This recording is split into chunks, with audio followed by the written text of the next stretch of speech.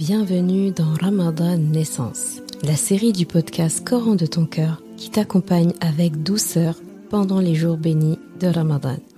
Je suis Zeynep, enseignante et éternelle étudiante du Coran. Chaque jour de ce mois béni, du lundi au vendredi, prépare-toi à voyager à travers les histoires de ton Coran, à la recherche de belles leçons de vie pour toi et tes proches. Ramadan Naissance, parce que chaque Ramadan est censé être ta renaissance et chaque Ramadan est censé être ta station d'essence. Bismillahirrahmanirrahim.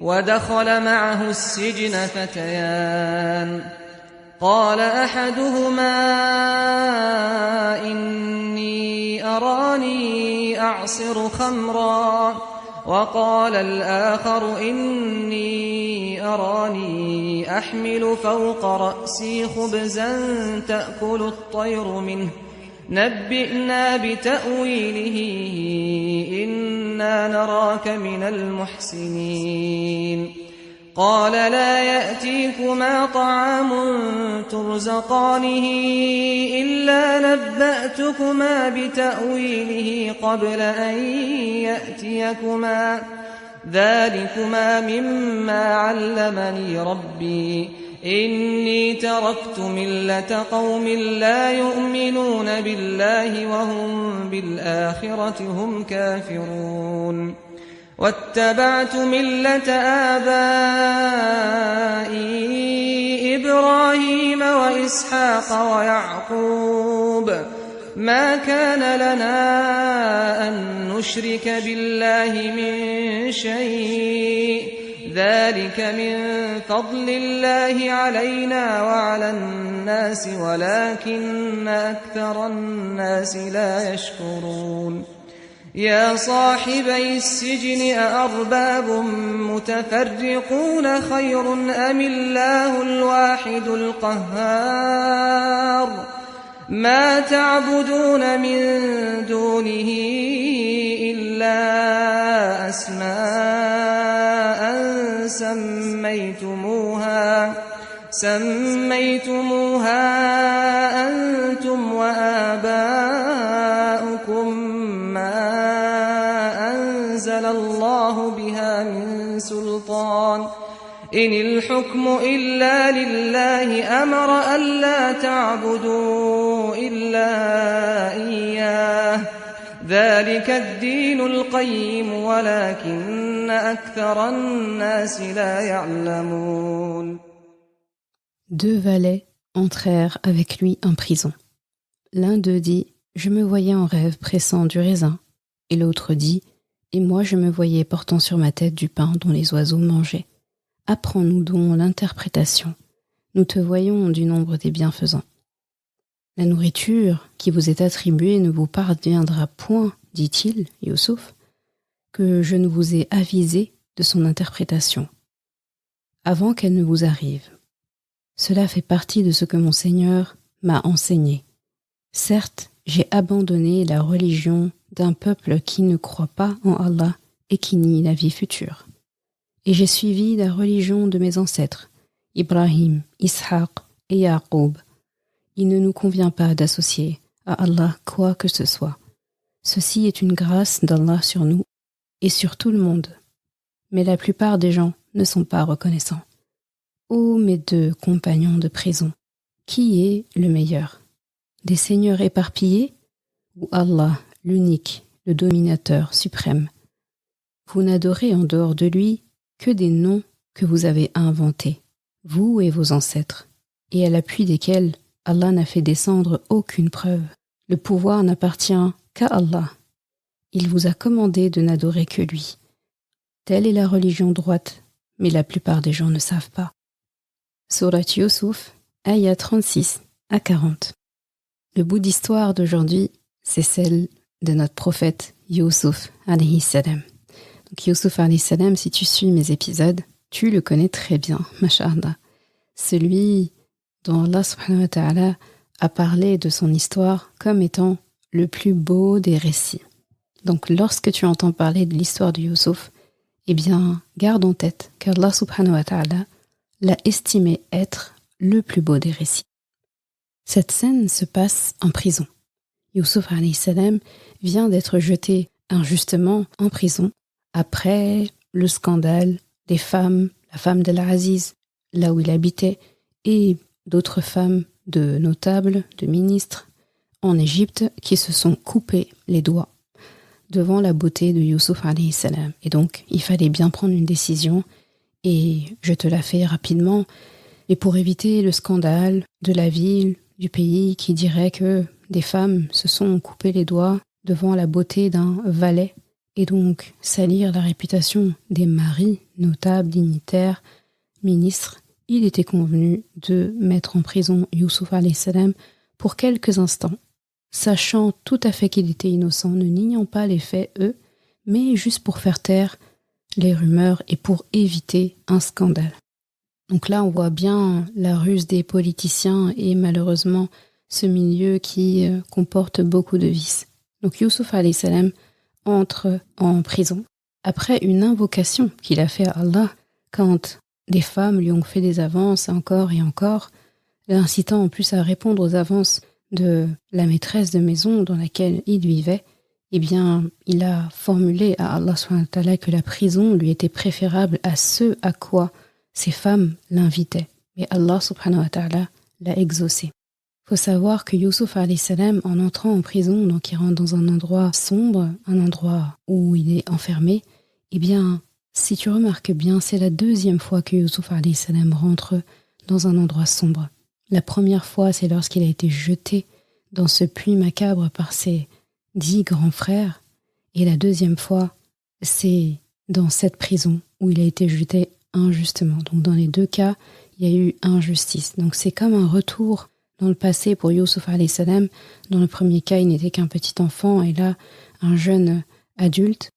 Et donc les circonstances sont légèrement différentes, même si le fond est le même. Il a été mis à l'écart et il a été enfermé dans quelque part de sombre. Et le passage nous informe qu'il y a 2 jeunes, parce qu'Allah subhanahu wa ta'ala parle de fatayan, donc 2 jeunes hommes qui rentrent en prison en même temps que lui. On ne connaît pas les détails pour lesquels ils sont rentrés en prison et ça ne nous intéresse pas vu qu'Allah subhanahu wa ta'ala n'en a pas parlé. Et très rapidement, on voit que ces 2 jeunes-là demandent à Youssouf alayhi salam de leur interpréter leur rêve. Donc Youssouf alayhi salam, qui n'a probablement pas dû leur dire qu'il maîtrisait cet art, eh bien, ils ont dû voir, d'ailleurs ils le disent, on te voit parmi les muhsinin, donc parmi les bienfaisants, donc parmi ceux qui pratiquent l'ihsan, l'excellence, eh bien, ils se sont dit, lui, il a quelque chose. Voilà, il faut savoir que Youssouf alayhi salam est prophète, donc fils de prophète, baigné dans la prophétie et dans la bonne éducation, dans la transmission de l'unicité d'Allah. Donc partout où il va, son comportement se distingue de ceux des autres. Donc chacun d'entre eux a fait un rêve particulier, un rêve qui se répète sûrement plusieurs fois, qui les intrigue, où ils ont l'impression qu'il y a un message, et chacun d'eux, à tour de rôle, expose à Youssouf alayhi salam ce qu'il voit en rêve. Et là est toute la beauté de l'histoire d'aujourd'hui, c'est dans l'art et la manière de Youssouf alayhi salam. Déjà, il parle, il leur répond, et avant de leur répondre sur l'interprétation de leur rêve, eh bien, il pose des cadres, il pose des bases, il donne le ton et la température. Il commence d'abord par les rassurer en leur disant « Vous voyez la nourriture qui est sur le point d'arriver. Peut-être que, voilà, en prison, il y a sûrement des horaires fixes. La nourriture arrive à midi pour le déjeuner, peut-être à 18h ou 19h pour le dîner. En tout cas, admettons qu'il était à peu près 11h, ou bien 11h30, la nourriture est servie à midi. Youssouf alayhi salam leur dit, vous voyez, avant même que la nourriture n'ait atteint votre bouche, je vous aurais donné l'interprétation du rêve. Donc là, déjà, on voit un Youssouf alayhi salam qui met son auditoire, ses interlocuteurs, dans de bonnes conditions. Il les met à l'aise. Il n'y a rien de plus agréable lorsque on va quelque part, on écoute une conférence ou autre, de savoir combien de temps ça va durer, de savoir nous sommes là de quand à quand. Alors que quelque chose a beau être intéressant, si c'est interminable ou on ne voit pas le bout, c'est compliqué. Parce qu'après, on a des occupations. On a beau aimer entendre parler du Coran, si à côté on a des impératifs, on doit aller chercher nos enfants, ou on a une quelconque obligation, et que s'étaler dans cette conférence, par exemple, risque de mettre en péril le reste de leur organisation de la journée, eh bien la personne ne peut pas savourer. Alors que lorsqu'elle sait que c'est entre telle et telle prière, c'est plus facile de s'organiser. Youssouf alayhi salam a appliqué ça. D'ailleurs, lorsqu'il leur répond « Dhalikuma mimma allamani rabbi », c'est traduit par « ceci, est quelque chose que mon Seigneur m'a enseigné », alors qu'il a employé dhalikuma, donc c'est le duel. Ce sont deux choses que mon Rabb m'a appris, deux choses. Donc la première, elle est évidente, c'est l'interprétation des rêves. Mais la deuxième, c'est le fait de respecter le temps d'autrui.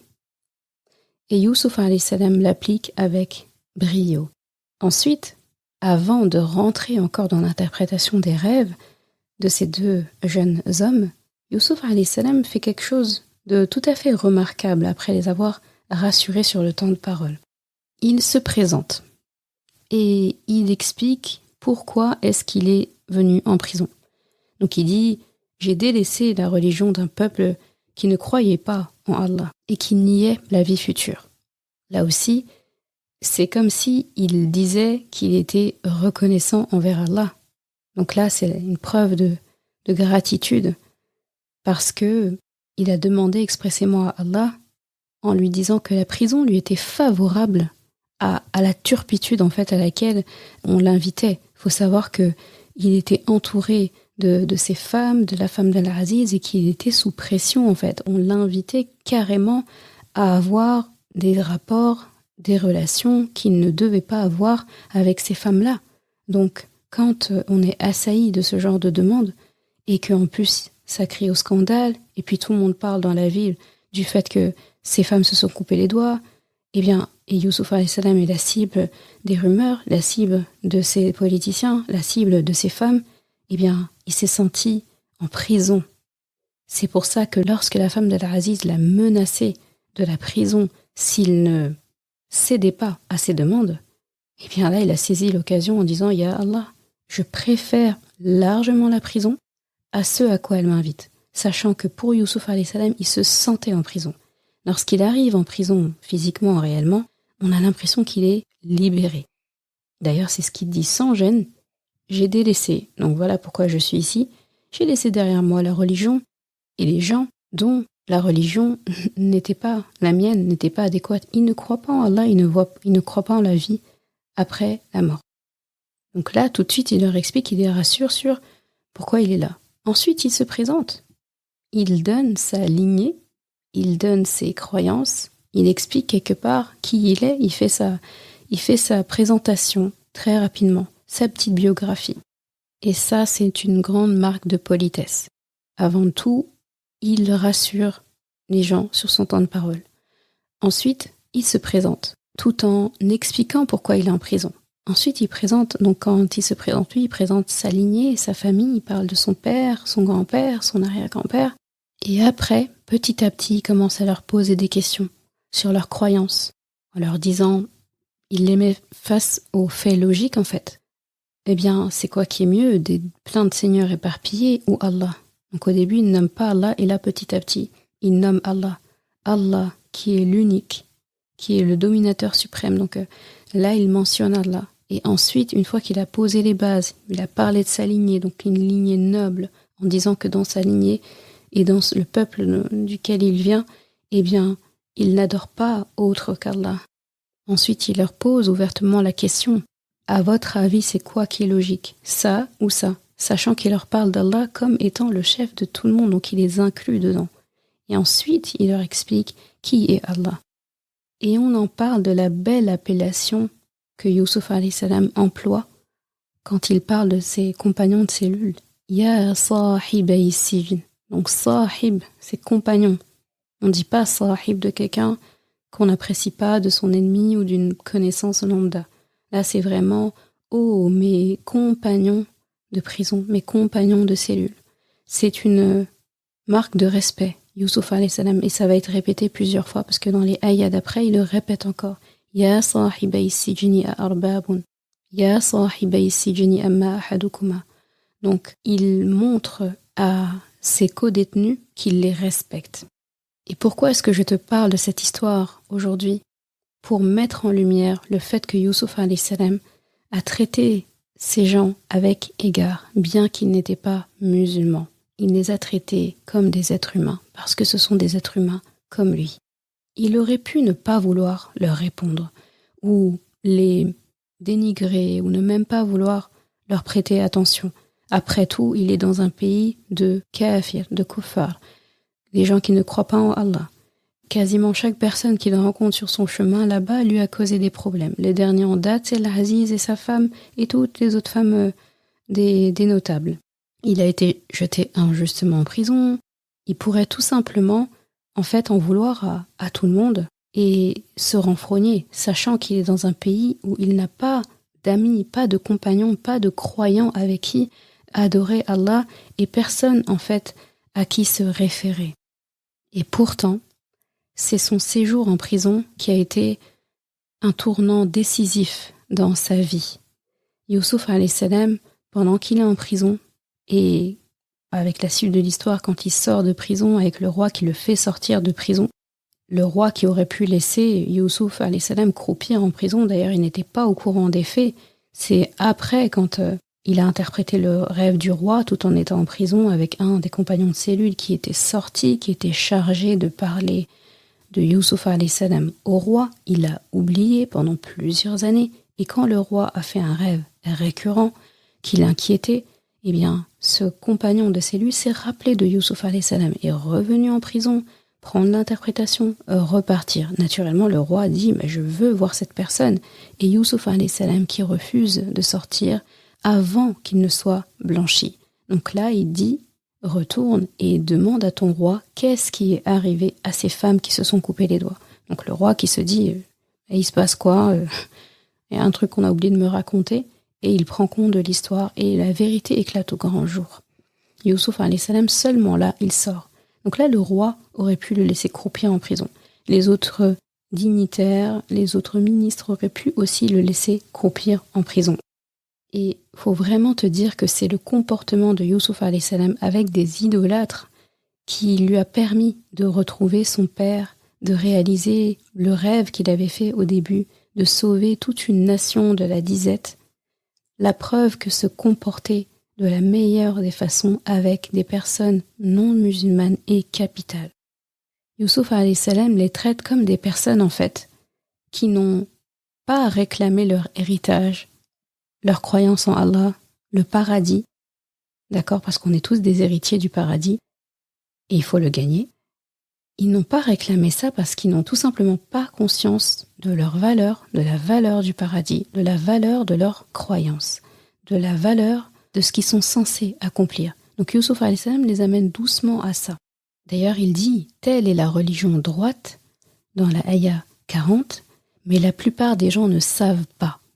Il leur dit, à aucun moment il les traite d'abrutis, à aucun moment il leur hurle dessus, à aucun moment il leur dit des paroles déplacées, c'est des paroles douces. Là aussi, Youssouf alayhi salam respecte les 6 codes de communication. Une parole pertinente, une parole généreuse, une parole qui est gentille, une parole qui est simple à comprendre, une parole qui est éloquente. Là, c'est la première fois de toute la sourate qu'on entend Youssouf alayhi salam parler aussi longuement. Eh bien, il a fait tous ces efforts-là envers des personnes qui adorent des idoles, qui adorent le ciel, la lune, des constellations, etc. Youssouf alayhi salam les traite comme des êtres humains, comme lui. Ce que j'ai envie de te dire, c'est que il ne faut pas que l'oppression que tu vis, parce que tu vis dans un pays de non-musulmans, avec un contexte austère, hostile à ta croyance, que cette oppression-là, ne te fasse jamais baisser dans tes standards et dans tes principes du respect de l'être humain. Et si tu regardes comment Youssouf alayhi salam est dans ce pays, avant d'avoir un haut rang après sa sortie de prison, eh bien, il ressemble étrangement à ce que vivent beaucoup de musulmans aujourd'hui dans des pays non musulmans. Il y a des personnes qui vont être entourées de quasiment que des non musulmans, qui n'auront pas de soutien ou de personnes qui les aident et qui doivent faire face à des difficultés au quotidien, du fait qu'ils n'aient pas la même croyance que les gens de ce pays. Est-ce que Youssouf alayhi salam s'est laissé abattre? Est-ce qu'il a cédé, il s'est dit c'est pas grave, je laisse tout tomber? Est-ce que pour autant il les a mis à dos aussi? Il est en position en fait pas avantageuse. Donc il a utilisé cette difficulté d'être en prison pour faire le bien. Et dis-toi, et c'est vraiment une leçon que je veux que tu emportes avec toi, la plupart des non-musulmans ne sont pas mauvais.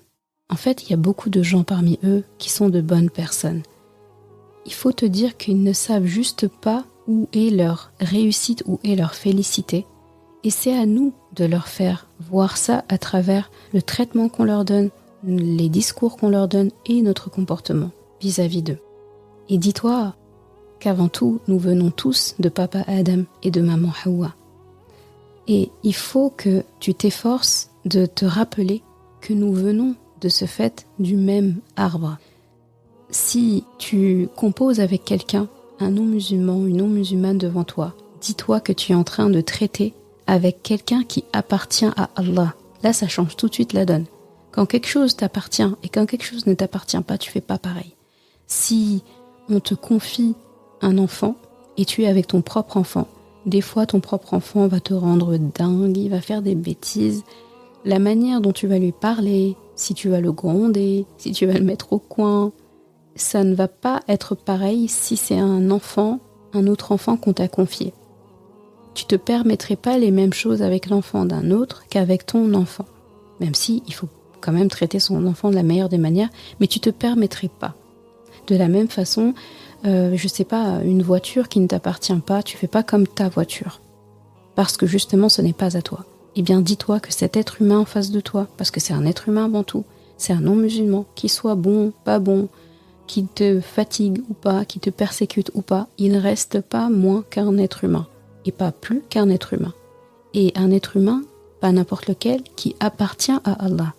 Donc dès lors que quelqu'un appartient à Allah et qu'on le conscientise, on réfléchit à deux fois en traitant avec la personne. Et on ne traite pas n'importe comment quelque chose qui ne nous appartient pas. J'irai même plus loin. Si Rasulullah sallallahu alayhi wa sallam, Muhammad, s'il n'avait pas fait preuve de bonté, de bienveillance envers des non-musulmans, de sa famille ou non, dans le pays, eh bien l'islam ne nous serait pas parvenu. De la même façon, si chacun d'entre nous remontait un peu dans sa lignée, dans ses ancêtres, eh bien il y en a beaucoup qui tomberaient sûrement à un moment donné sur un ancêtre ou une ancêtre non-musulman. Eh bien dis-toi que ce non-musulman qui est devenu musulman dans tes ascendants, eh bien cette personne, elle a été amenée, elle a été poussée vers l'islam, motivée à l'islam par quelqu'un d'autre. Il y a quelqu'un qui l'a attirée à l'islam avec bienveillance. Et dans le cas contraire, si cette personne ne lui avait pas bien parlé, si cette personne l'avait égaré, si cette personne l'avait dénigré, eh bien tu ne serais peut-être pas musulman ou musulmane aujourd'hui. Donc quelqu'un a dû traiter cet ancêtre-là avec respect et avec les égards qu'on accorde à un être humain. Et c'est pour ça que ce que tu as aujourd'hui t'est parvenu, par l'humanité de quelqu'un. Ça me fait penser, subhanallah, que j'ai côtoyé pendant près de 15 ans une amie non musulmane, avant d'avoir le plaisir de l'avoir entrée dans l'islam, sans que mon effort n'y soit pour quelque chose, parce que c'est Allah qui guide la personne. Mais ça ne m'a pas empêché de toujours bien lui parler. On révisait ensemble, des fois elle venait chez moi, je venais chez elle. Quand l'heure de la prière arrivait, je priais, elle était à côté de moi, elle me regardait. Si j'écoute du Coran, elle écoute. Si je vais chez elle, pareil, je ne participe pas à des choses qui ne sont pas dans mes principes et vice-versa. Et petit à petit, elle a embrassé l'islam. Donc quand tu vois des personnes non musulmanes, et surtout si elles sont en interaction avec toi, elles te parlent, que ce soit ton voisin, ta voisine, le caissier, le pharmacien, le parent d'élève, peu importe, parce qu'on côtoie d'autres personnes tous les jours, eh bien, n'ignore pas cette personne. Ne lève pas les yeux au ciel quand il te dit quelque chose qui te contrarie. Ne les fuis pas, en fait. Parce que faire ça, ce serait le dénigrement d'un autre être humain. Et le dénigrement d'un être humain, c'est le dénigrement d'un être qui appartient à Allah. Et dénigrer ce qui appartient à Allah, pas top vis-à-vis de ton comportement avec Allah directement. Donc, faisons comme Youssouf alayhi salam nous enseigne, avec tous les bons enseignements qu'il nous donne, c'est de traiter les gens avec égard, car ils sont des êtres humains, comme toi et moi. Et qu'Allah guide tous ces cœurs vers la vérité.